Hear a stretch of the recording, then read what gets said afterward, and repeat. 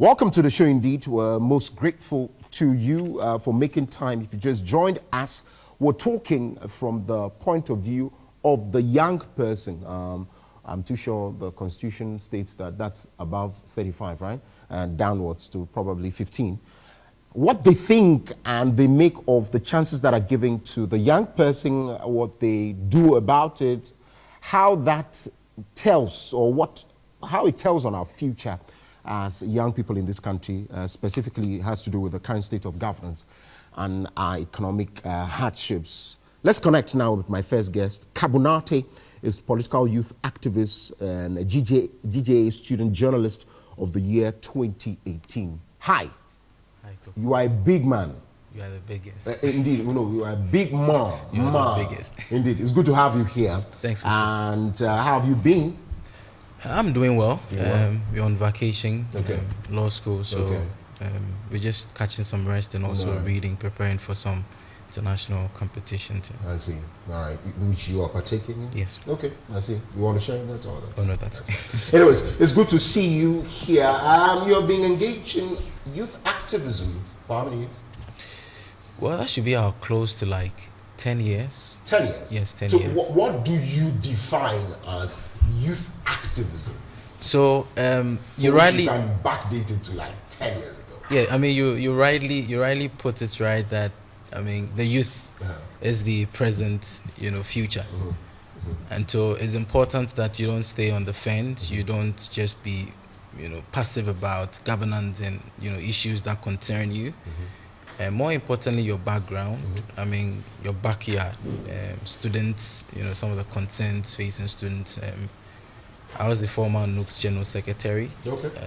Also had the privilege to serve as a former one, because of course I know Julius. Yes, a former one. The former. Yeah. All right, so that was in 2017 thereabout. Oh, okay.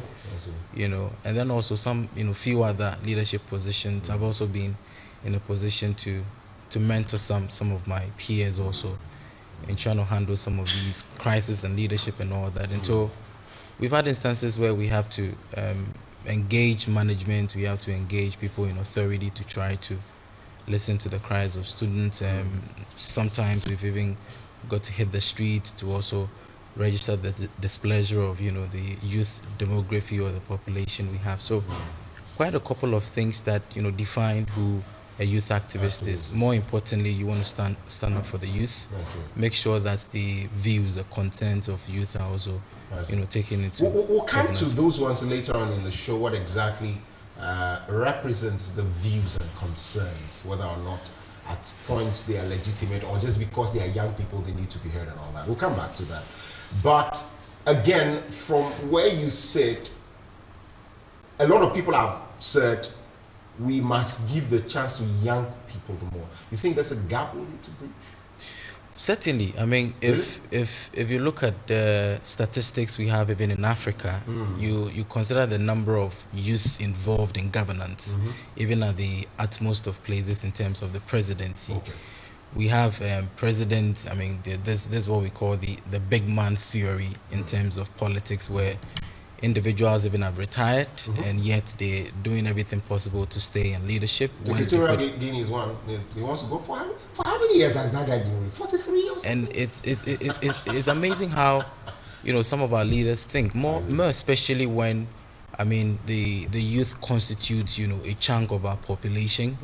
And it's important that these individuals are represented in numbers, not necessarily even just around the table. And so at a political level is one. Another two is, I mean, when we talk about youth participation, it's pretty much about development. I mean, how many youth do we empower in terms of jobs? Ghana, since time immemorial, we've been battling with the job creation for the youth. I mean, you go through education and you come back home, you have to rewrite, and when you can actually find something doing. And so that constitutes, our participation, and more importantly, seeing the young person in the helm of, leadership, in order to also draw up the ladder other young individuals. Because you see, Kuku, if there's a representation of the majority at the helm of affairs, when you have that, you have development which resonates with the majority or resonates with the people. And so if you have a situation where a chunk of the demography is not represented or they don't have opportunity to prove what they can do, then it becomes problematic. Your policies are going to fail because then you are not targeting the right people. Even if you target the right people, the people who have the energy, who have the enthusiasm, you know, you don't get the tap from them. And history has taught us, if you look at our, Ghanaian history, how the youth even sometimes abandon school or class just to help transport raw materials to, manufacturing, companies and industries. And so clearly, Nkrumah of his time was also exhibiting youthful exuberance, the energy, the aluta. Nooks at the time was when, the country was facing a lot of crisis, also took to the street and registered their displeasure. And it will interest you to know that even the 1992 constitution that we have, the National Union of Ghana students played a critical role, in formulating that. So clearly, the data and the science prove that the youth, when given opportunity, will be able to help. And there's a gap, you say? There is a gap. There's a gap. Certainly. I see. So